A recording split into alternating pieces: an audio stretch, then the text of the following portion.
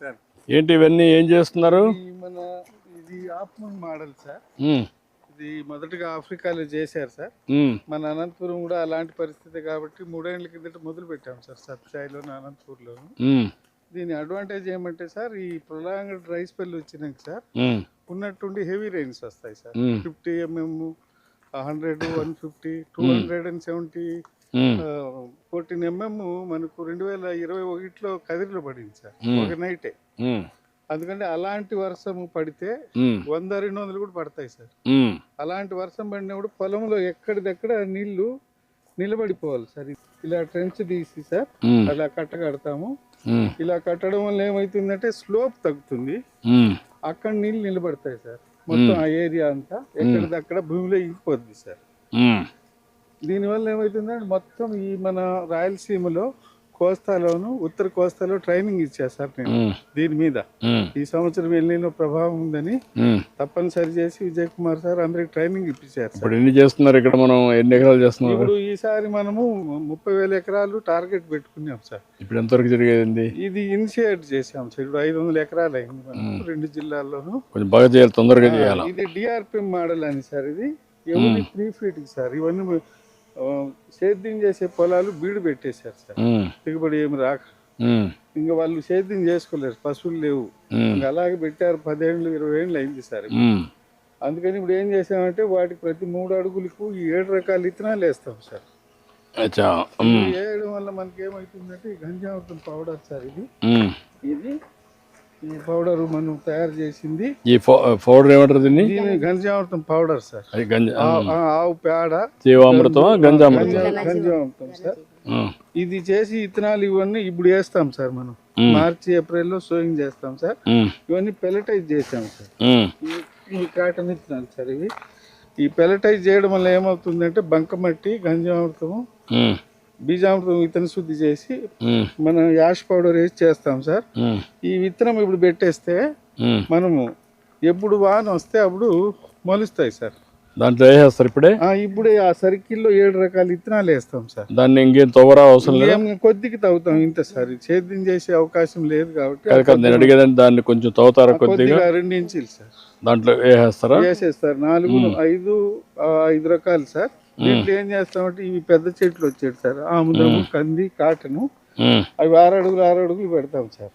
పెట్టేటప్పుడు గంజామృతం కూడా పెడతాం సార్. దాంట్లో అది కూడా వేస్తాం సార్. ఇది వేసి విత్తనాలన్నీ ఇది సజ్జ సార్. ఇది ఈ కందులు ఇవన్నీ బయోడైవర్సిటీ ఒక 20-25 రకాలు వేస్తాం సార్.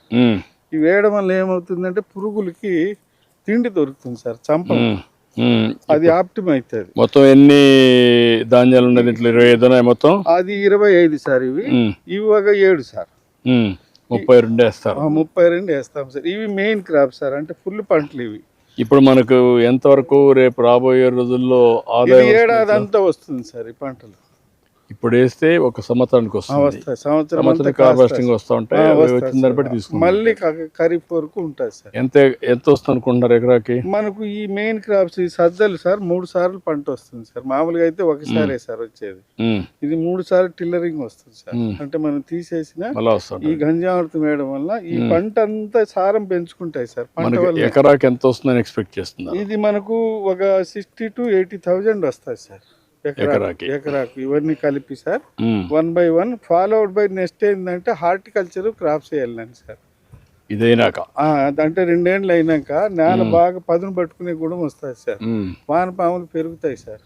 ఆ సాంద్రత పెరిగి నేల మెత్తగా అయ్యి పదును పట్టుకోవడం మొదలుపోయినాక హార్టికల్చర్ క్రాప్స్ పెట్టి ఇవి కింద వేస్తూనే ఉంటాం. ఇవన్నీ కూడా ఆఫ్మూన్ ఎంత వస్తున్నాయి? ఎన్ని వేస్తారు ఎకరాకి? ఎకరాకు 1% స్లోప్ ఉంటే 70 వస్తాయి సార్.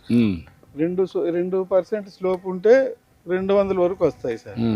3% ఉంటే 400 వరకు వస్తాయి సార్. స్లోప్ బట్టి వేయాలి సార్. అంటే ఎక్కడిదక్కడ సార్. ఇవి దగ్గర అవుతాయి. స్లోప్ తక్కువ ఉంటే స్లోప్ పెరిగే కొద్దీ మనకు అవన్నీ డిసైడ్ చేస్తారు ముందుగా. స్లోప్ ఇవన్నీ మనం అంతా డిజైన్ చేసా సార్. నేను సక్సెస్ అయింది లాస్ట్ ఇయర్. అందుకని ఇప్పుడు చేస్తున్నాం సార్ మనం. ఇది మనకు అడ్వాంటేజ్ ఏంటంటే ఒక 30-40% ఫాలో ల్యాండ్స్ అయిపోయినాయి సార్. అవన్నీ ఇప్పుడు వేస్తున్నాం. ఇవన్నీ మనం మన ఏపీసీఎన్ఎఫ్ ద్వారాను అగ్రికల్చర్ డిపార్ట్మెంట్ ద్వారాను అందరికి ట్రైనింగ్ ఇచ్చాం సార్. Okay, very good. చేసి చేస్తాం. ఏంటమ్మా మీరేంటి, మీ అనుభవం ఏంటి? ప్రకృతి వ్యవసాయం ఇది 10 ఏళ్ల నుంచి చేస్తున్నాం సార్. ఇప్పుడు మనకి ఈ సంవత్సరం నుంచి ఆఫ్మూన్ మోడల్ మొదలు పెట్టారు sir, Nandini sir. Okay, Nandini. ఇప్పుడు ఈ మధ్య కాలంలో హాఫ్ మూన్ పెట్టారా? సంవత్సరం నుంచి మన సార్ మాకు పరిచయం చేసి బీడుగా పెడుతున్నారు. బీడుగా లేకుండా భూమి ప్రతి ఒక్కటి పంటలు సాగు చేసుకోవాలి అని దీనివల్ల మీకు ఒక అవగాహన వచ్చిందా? అవగాహన వచ్చింది సార్. ప్రకృతి సేద్యం మీద అవగాహన వచ్చిందా? అవగాహన చాలా వచ్చింది సార్. ఏంటమ్మా? చాలా లాభం కూడా సార్, మాకు పెట్టుబడి కూడా చాలా తగ్గింది సార్. ఎంత తగ్గిందమ్మా ప్రకృతి సేద్యంలో? ప్రకృతి సేద్యంలో ఎకరాకి తక్కువ వస్తుంది సార్, 10,000 కింద తక్కువ వస్తుంది సార్ ఎకరాకి. మీ ఎంత మిగులుతుంది, కెమికల్ మందులది తగ్గుతుంది. దీనివల్ల మీ ఆరోగ్యం ఎంతవరకు మీరే వాడుతున్నారమ్మా ఇది? మేము వాడి పక్కన కూడా అమ్ముకుంటున్నాను సార్, నేను అన్ని అమ్ముకుంటున్నాను సార్. అచ్చా, very good. PMDS seeds sir ఇవి. ఏంటా ఏం చేస్తున్నారు? పిఎండిఎస్ విత్తనాలు సార్, అది మన భూమిలో వేసాం సార్. మొత్తం ఎంత చల్లేస్తారా? లేదంటే ఇత్తనం గొర్రెతో ఇచ్చేస్తాం. విత్తన గుళికలు చేసుకున్నాం సార్. ఈ విధంగా 6 రకాలు అనేది గుళికలు వేసేస్తాం. వేసుకున్న తర్వాత ఇది కలియదుని వేసుకొని సార్ నెక్స్ట్ పంట పెట్టుకుంటాం సార్. పంట ఏదంటే రసాయనాలు ఏమి లేకోకుండా ఇవి ఏ లెవెల్కి వచ్చినాక ఎన్ని రోజులు పెడతారు? బాగా మనం హైట్ వచ్చిన తర్వాత దుక్కిచ్చేసుకుంటే మనకి భూమికి సారం పెరుగుతుంది సార్. భూమిలో వానపాములు ఉంటాయి కదా సార్, అవి బాగా ఉత్పత్తి అయ్యాయి సార్. మనం రసాయనాలు ఏమి వాడాల్సిన అవసరమే లేదు సార్. వర్షం తక్కువ ఉన్నా కూడా సార్ మనకి మొలక శాతం అనేది బాగా వస్తాయి. అదేమ్మా, ఈ మధ్య వానపాములు కూడా లేవు. చాలా వస్తుంది సార్. భూమిని కూడా బాగా సారవంతం. కందిలో కూడా చాలా మనకి కెమికల్ అయితే తక్కువ వస్తుంది సార్. మనకి దీంట్లో బాగా వచ్చి మన ప్రభుత్వం వచ్చినప్పటి నుంచి మార్కెట్ 8,000 పోతుంది. బయట తక్కువ రేట్ ఉంది సార్ కంది. మన వాళ్ళే మనకి 8,000తో కొంటున్నారు సార్. తిండి అలవాట్లు మారిపోయినాయమ్మా.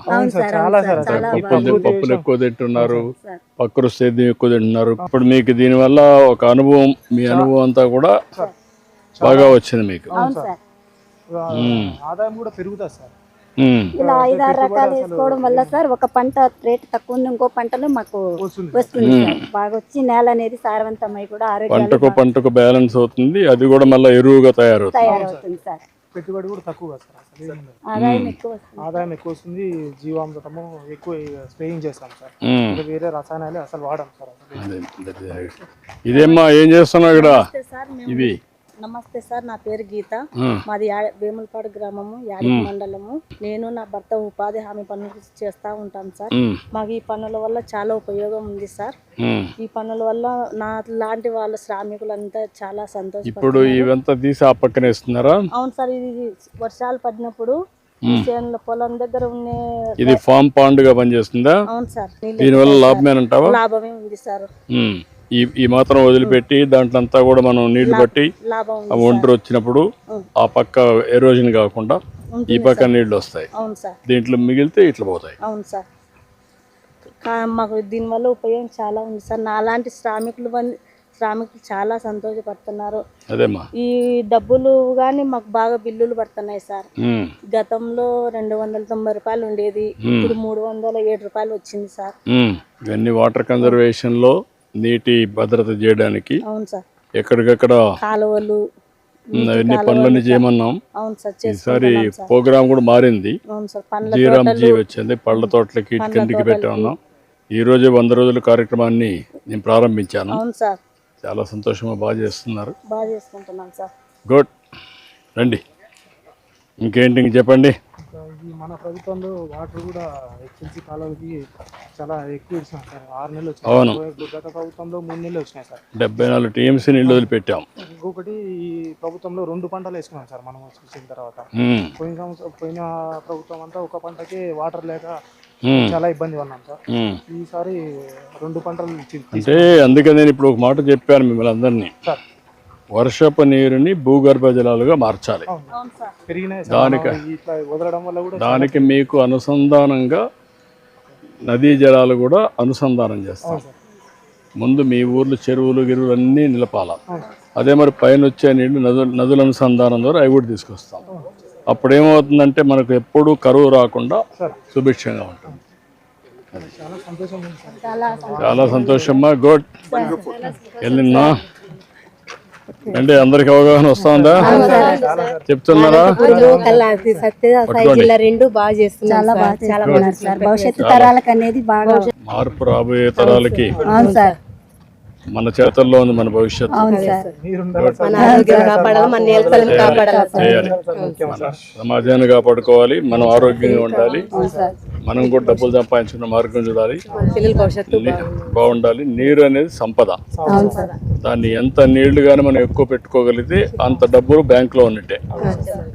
గుడ్, చాలా సంతోషమ్మా. అందరికి నమస్కారాలు. మరి కలవడం నా అదృష్టం అమ్మా. మీతో కలిసి మీతో ఇంటరాక్ట్ అయ్యాను. మంచి రిజర్వాయర్, ఈసారి నీళ్లు కూడా తెచ్చాం. ఆ నీళ్లు కూడా బాగా ఉపయోగించారు. సంతోషం అమ్మా. ఓకే అమ్మా, థ్యాంక్ యూ.